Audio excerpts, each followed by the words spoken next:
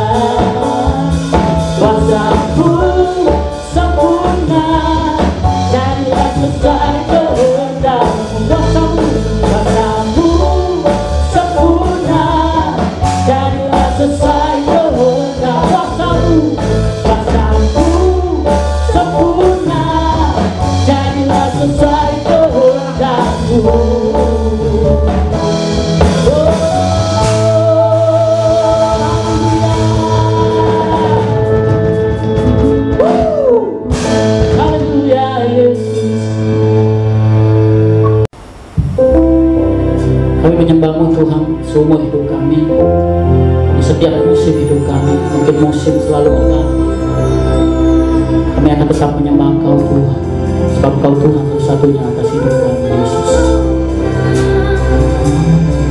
Thank you, Jesus. Thank you, Jesus.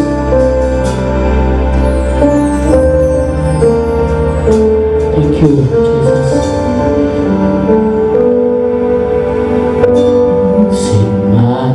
Selalu berganti, kasih Tuhan tetap abadi, takkan berubah sampai selamanya. Ku tetap percaya,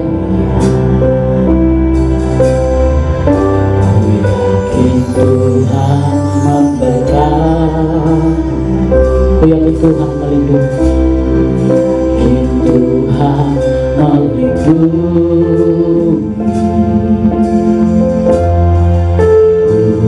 Di udara Tuhan pelihara, karena kasih-Nya. Tuhan selalu menolongku, selalu menjagaku, sehelai di rambutku tak akan terjatuh tanpa seizin-Mu. Tuhan selalu menolongku, selalu menjagaku, Dia mengenyangkanku dan meliharaku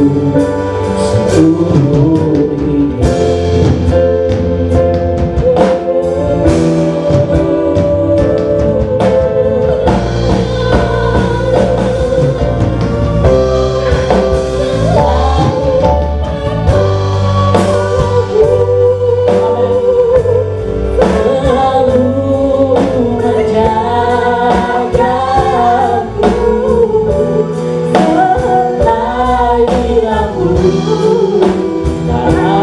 hidup.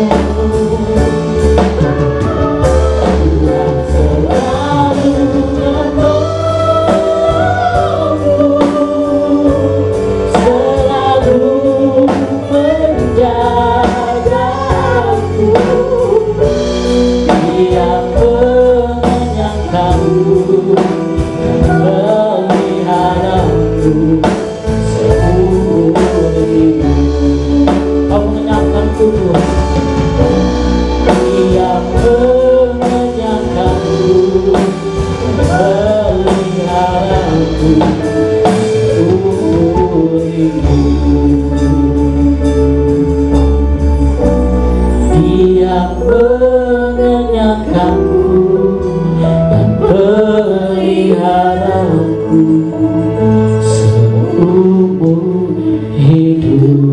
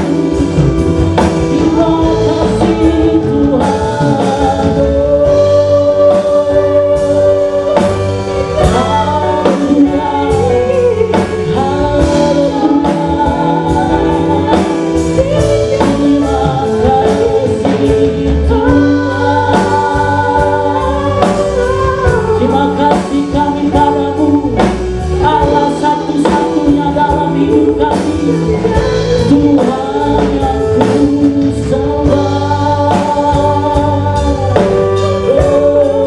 Glory, glory. Kami menyembah Engkau Rajaku.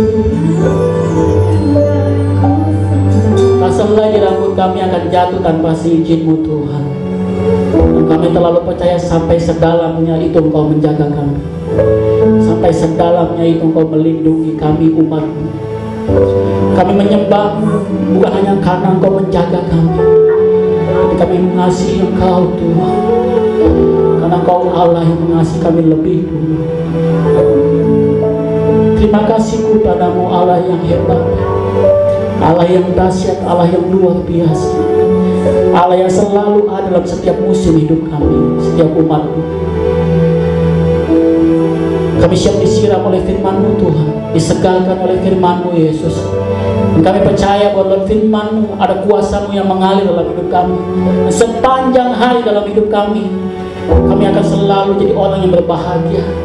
Kami akan jadi orang-orang yang selalu bersukacita, karena kami berpegang teguh pada kebenaran firman-Mu.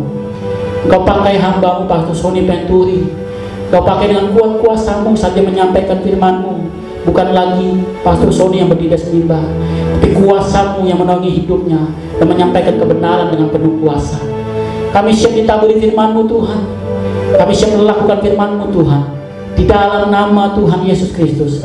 Haleluya. Mari sama-sama umat Tuhan yang di rumah katakan amin.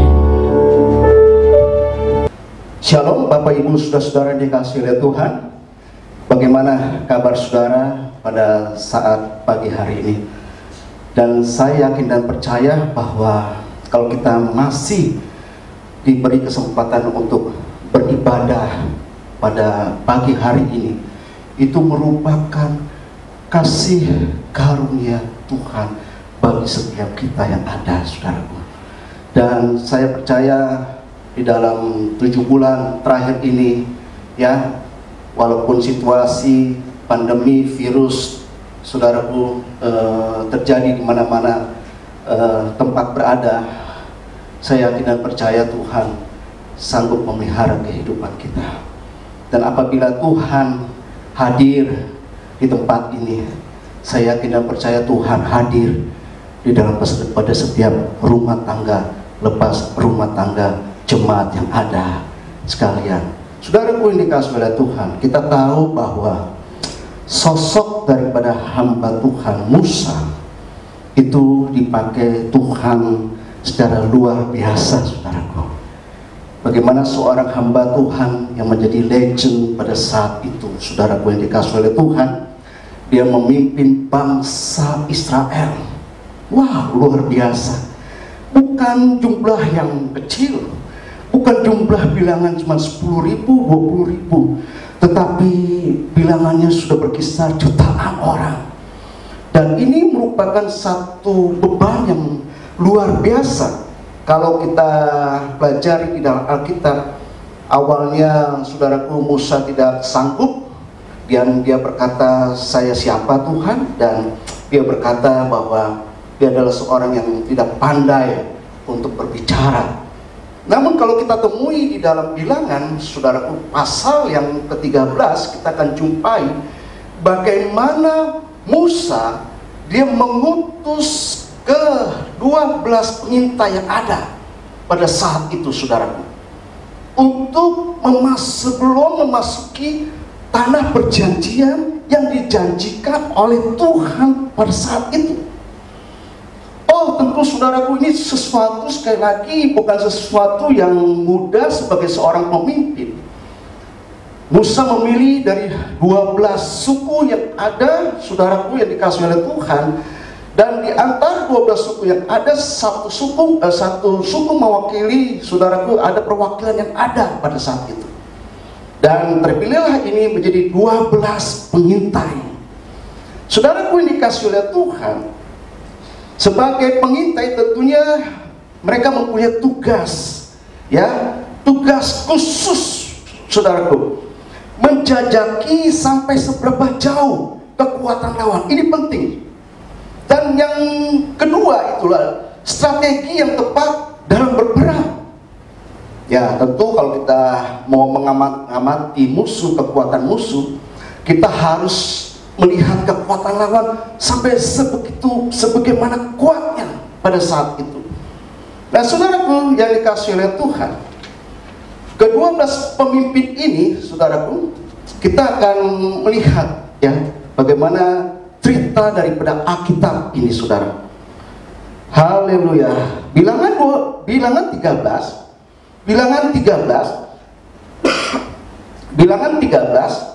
ayat yang ke 31 dan 32. Tetapi orang-orang pergi ke sana bersama-sama dengan dia berkata, kita tidak dapat maju menyerang bangsa itu karena mereka lebih kuat daripada kita. Juga mereka menyampaikan kepada orang Israel kabar busuk tentang negeri yang diintai mereka dengan berkata, negeri yang telah kami lalui untuk diintai adalah satu negeri yang memakan penduduknya, dan semua orang kami lihat di sana adalah orang-orang yang tinggi-tinggi perawakannya. Ke-12 daripada pengintai pada saat itu, saudaraku, pergi bersama-sama dan juga pulang bersama-sama. Tetapi yang herannya, yang kita ketahui, saudaraku yang dikasihi oleh Tuhan, mereka membuat laporan kepada Musa itu sangat berbeda. Yang ke-10, saudaraku yang dikasihi oleh Tuhan, mengatakan, ya kami sudah melihat di sana dari kejauhan begitu, saudaraku, bahwa negeri yang akan kami duduki, Kanaan, banyak susu, madu, negeri yang makmur, yang luar biasa. Tetapi mereka langsung mengatakan, kalau saudara ketahui di dalam ayat yang ke-28, hanya bangsa yang diam negeri itu kuat-kuat, dan kota-kotanya berkubu dan sangat besar. Juga keturunan Enak telah kami lihat di sana. Bapak Ibu, saudara-saudara yang dikasihi oleh Tuhan, tentu sebagai pemimpin, Musa mengharapkan sesuatu setelah mendelegasikan ke-12 pengintai. Ke-12-nya menyuarakan hal yang sama, dan tentu hal yang sifatnya menyemangati, membangun. Sifatnya itu hal-hal yang baik yang didengar oleh Musa. Sifatnya hal-hal yang bisa membangun satu semangat yang baru pada saat itu, saudara yang dikasihi oleh Tuhan. Karena apa? Karena setelah 40 hari mereka mengintai, saudaraku, mereka membuat laporan yang berbeda, 10 berbeda dan 2 berbeda. Namun yang 10, saudaraku yang dikasihi oleh Tuhan, membuat laporan Musa, kita ini tidak bisa memasuki ya negeri Kanaan. Karena apa? Wow, orang yang besar-besar, ya, orang yang kuat-kuat, dan mereka adalah pemakan manusia. Tentu saudaraku yang dikasihi oleh Tuhan, kalau kita dikabarkan seperti itu sebagai pemimpin, langsung rasanya, ini bagaimana ya? Saya sudah utus tapi memberikan kabar yang tidak baik. Dan kita pelajari, saudara, ada apa dengan ke-10 pemimpin ini, saudaraku? Yang pertama, saudaraku, kita akan kembali lagi di dalam bilangan 13, saudaraku. Tetapi orang-orang yang pergi ke sana bersama-sama dengan dia berkata, kita tidak dapat maju menyerang bangsa itu karena mereka lebih kuat daripada kita. Kenapa mereka berkata seperti itu? Kenapa mereka tidak menyemangati bangsa dan rakyat bangsa Israel pada saat itu yang sedang menantikan kabar baik? Setelah saya pelajari, saudaraku, mereka telah gagal fokus. Mereka fokusnya kepada masalah yang ada. Mereka fokusnya kepada orang-orang yang ada sekitar situ, saudaraku, yang mereka mengatakan bahwa orangnya besar, orangnya pemakan daripada manusia, saudara. Mereka hanya fokus kepada masalah yang ada, bukan kepada Tuhan yang menyertai kehidupan mereka, Tuhan Tuhan yang berdaulat kepada mereka, Tuhan yang sudah memperlengkapi mereka supaya mereka maju untuk mengalahkan musuh yang ada, saudara. Saudaraku, banyak orang percaya kita semua punya masalah, kita punya persoalan yang ada. Akhir-akhir ini pandemi yang begitu, saudaraku, yang begitu menakutkan, yang mengkhawatirkan bagi setiap kita. Kita punya hal itu tanpa masalah yang ada. Tetapi saudaraku yang dikasih oleh Tuhan, firman Tuhan berkata bahwa pencobaan kita alami itu tidak melampaui kekuatan kita pada saat pencobaan, persoalan, masalah itu datang. Tuhan yang akan menopang dengan tangan kanannya dan memberikan kita kemenangan dan jalan keluar bagi setiap kita yang ada. Satu waktu saya kedatangan seorang anak muda dan dia berkata, sharing kepada saya, Pak Sony, saya punya masalah yang buruk yang terjadi atas kehidupan saya. Umur masih muda, 28 tahun. 2 tahun terakhir ini, ya bagaimana ini sebuah mukjizat Tuhan kalau saya tidak memakai barang haram, narkoba. Ini sebuah mukjizat Tuhan. 2 tahun belakangan ini, Pak Sony, saya sudah diubahkan oleh Tuhan. Saya sudah tidak bermain-main lagi dengan barang haram.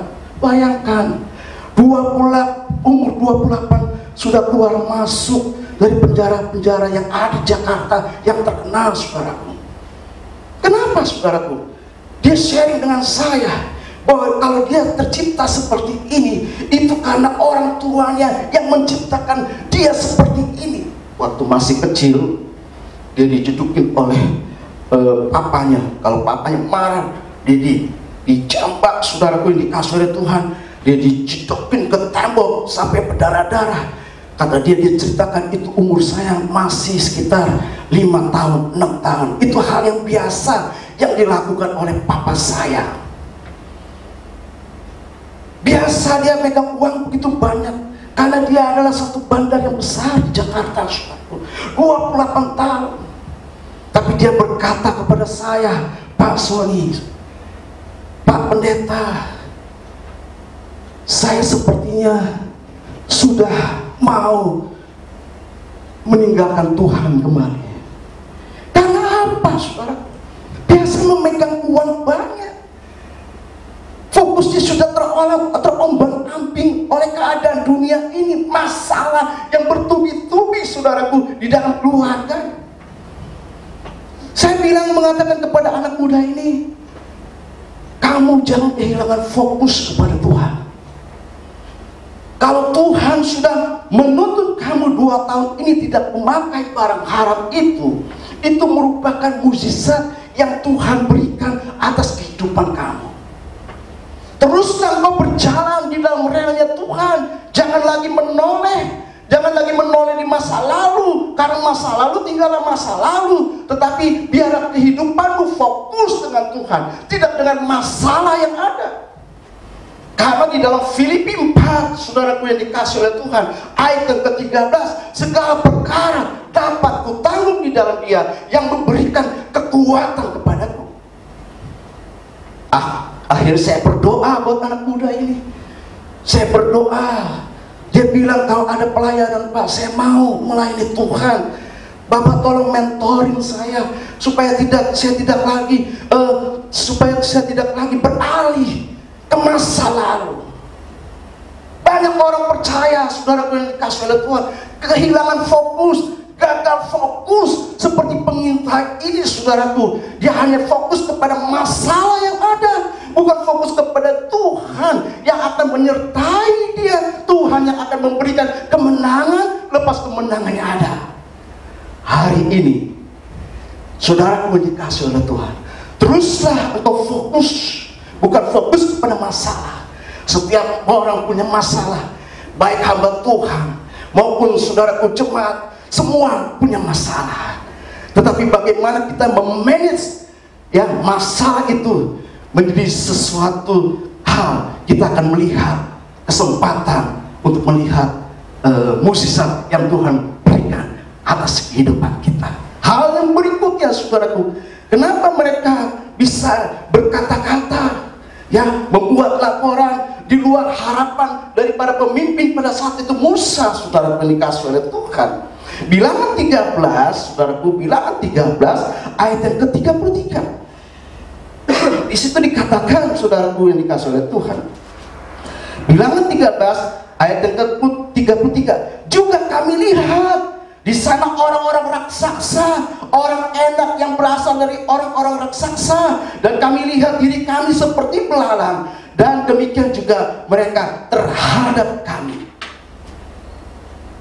Ke-10 penyintai ini, saudaraku, sudah jatuh mentalnya sebelum berperang, sudah kalah sebelum berperang. Mereka begitu melihat, saudaraku yang dikasih oleh Tuhan, musuh begitu luar biasanya, saudaraku, ya, kekuatannya yang dihadapi, saudaraku. Tetapi saudaraku yang dikasih oleh Tuhan, mereka menganggap diri mereka tuh nggak ada apa-apa. Ya, kami ini cuma belalang, nggak ada apa-apanya dibanding kamu, besar, kuat, memakan orang. Mereka membuat laporan itu seperti itu kepada Musa. Bapak, Ibu, saudara-saudara yang dikasih oleh Tuhan, terkadang seperti itu kita juga. Setiap orang yang percaya kepada Tuhan, yang sudah ditebus dengan darah Yesus Kristus, saudaraku, masih menganggap dirinya ini bukan siapa-siapa. Dirinya ini hanya manusia yang ya biasa-biasa saja. Banyak orang, saudaraku, terpuruk oleh masalah yang ada, sehingga dia sulit untuk bangkit, untuk melihat bagaimana Tuhan lewat masalah yang ada, saudaraku, dia akan menyatakan mukjizat demi mukjizat yang ada. Lewat masalah yang ada, kita tahu bahwa Tuhan akan menyatakan kemuliaan lepas kemuliaan yang ada. Jadi kita jangan menganggap diri kita akhirnya menjadi terpuruk, bahwa Tuhan tidak sanggup untuk menolong kita. Artinya apa?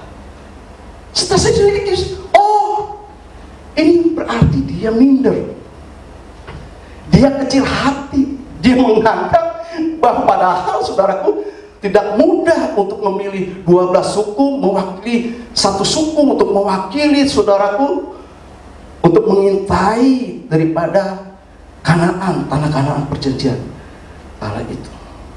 Tidak mudah, itu tentu orang-orang yang dipilih, yang dikhususkan, dilatih sedemikian rupa, tetapi menganggap bahwa dirinya itu nggak ada apa-apanya, dirinya itu hanya seekor belalang yang ya tidak dikepuk gitu aja, sudah mati, saudara. Jadi sebagai orang percaya, kita janganlah minder, janganlah kita melihat gambar diri kita itu seolah-olah buruk sekali. Saya percaya setiap orang itu mempunyai kelemahan yang ada. Pendeta sekali band apapun, saudara, mempunyai kelemahan yang ada.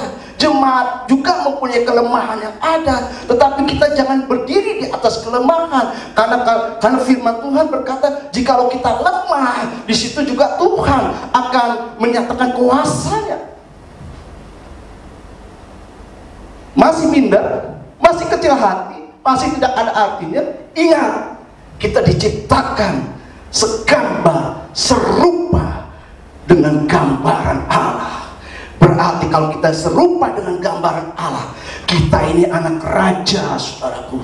Kita dapat menguasai masalah, kita dapat melihat jalan keluar daripada setiap masalah yang ada, karena kita memandang kepada Tuhan yang besar, yang di atas segala-galanya, atas kehidupan kita. Jadi kita ini fotonya Tuhan, gambarannya Tuhan, serupa dengan Tuhan, imago dari Tuhan. Mari Bapak Ibu Saudara dikasih oleh Tuhan, jangan minder. Minder itu sesungguhnya adalah sombong yang tersembunyi, saudara. Kita berdiri di atas pegunungan dan kita bilang, diri kita ini nggak ada apa-apanya. Tidak ada apa-apanya. Kenapa orang lain tuh bisa seperti itu? Kenapa orang lain bisa seperti itu dan saya tidak? Saudaraku, seringkali kita mengatakan seperti itu kepada Tuhan. Saudaraku yang dikasihi oleh Tuhan, 10 pengintai ini, saudaraku, pertama, mereka gagal fokus. Dan kedua, saudaraku, mereka, saudaraku, ya, membuat diri mereka itu minder, ya. Mereka berkata mereka seperti belalang yang ada. Dan apa yang kita perlu pelajari dari dua sosok pengintai yang ada, yaitu Kaleb dan Yosua. Bilangan 13 ayat yang ke-30, saudaraku yang dikasih oleh Tuhan. Kita akan kembali lagi di dalam kebenaran firman Tuhan. Bilangan 13 ayat yang ke-30. Kemudian Kaleb mencoba menenteramkan hati bangsa itu di hadapan Musa. Katanya, tidak, kita akan maju dan menduduki negeri itu, sebab kita pasti akan mengalahkannya.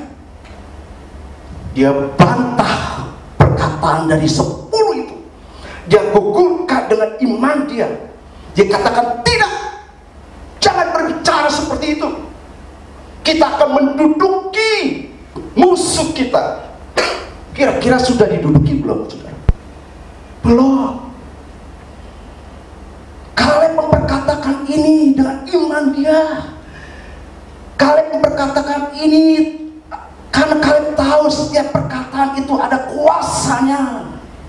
Kaleb memperkatakan ini, saudaraku, jadi dikasih oleh Tuhan, karena dia tahu bahwa roh yang ada di dalam dia itu lebih besar daripada roh musuh yang ada di sebelah sana. Dan saya yakin dan percaya, saudaraku yang dikasih oleh Tuhan, setiap daripada kita, saudaraku, janganlah kita terpuruk oleh masalah kehidupan kita sehingga kita tidak bisa berbuat apa-apa, berbuat sesuatu bagi Tuhan. Tetapi yang kita mau pada saat pagi hari ini, kita memiliki iman. Di dalam kitab Yakobus dikatakan, jika iman tidak disertai dengan perbuatan, maka iman itu sesungguhnya mati, saudara. Ibrani 10 dikatakan orangku yang benar itu hidup karena iman. Ketika ia mengundurkan diri, saudaraku, aku tidak berkenan kepadanya. Jadi dengan kata lain, bahwa orang yang sudah percaya kepada Tuhan harus memiliki iman yang besar, bahwa dia sanggup karena Allah yang memberikan kesanggupan atas kehidupan kita. Saudaraku yang dikasihi oleh Tuhan, mari kita mau pelajari 12 pengintai ini.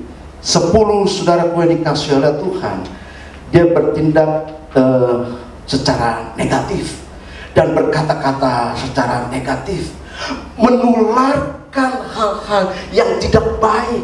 Seharusnya sebagai pemimpin, seharusnya saudaraku sebagai jemaat yang sudah bertumbuh, kita harus menularkan, memberikan semangat bagi setiap kita, bagi setiap orang tua kita, bagi setiap kakak-kakak kita, bagi setiap saudara seiman kita, memberikan semangat yang baru supaya mereka bangkit imannya dan nama Tuhan dimuliakan lewat setiap kita yang ada.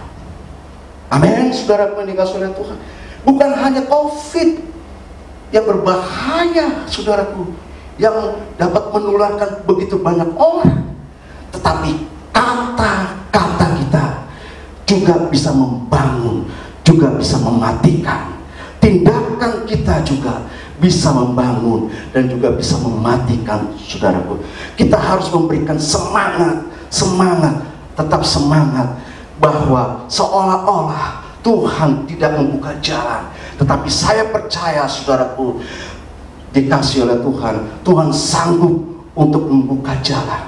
Tuhan sanggup untuk melihat saudara tidak menanggung persoalan sendiri, tetapi ada tangan Tuhan yang selalu menopang kehidupan saudara dan memberikan kemenangan lepas kemenangan. Dan akhirnya, saudara, bahwa Kaleb dan Yosua, dia dapat memasuki tanah perjanjian. Dan 10 pengintai ini, dia tidak dapat memasuki tanah perjanjian. Mari, saudaraku yang dikasihi oleh Tuhan, kita mau sungguh-sungguh berharap kepada Tuhan, mengandalkan Tuhan. Kita mau sungguh-sungguh mencari wajah Tuhan selalu, bahwa jerih payah kita kepada Tuhan tidaklah pernah sia-sia. Saudara tidak pernah sendirian, saudara tidak pernah dijadikan yatim piatu, tetapi ada Tuhan yang senantiasa memperhatikan kehidupan saudara dan saya. Tetaplah semangat di dalam Tuhan, dan amin untuk kebenaran firman Tuhan. Shalom, Tuhan memberkati. Kita akan akhiri ibadah kita pada hari ini. Dimuliakan Tuhan, dimuliakan, dimuliakan, hanya nama-Mu sepanjang hidup.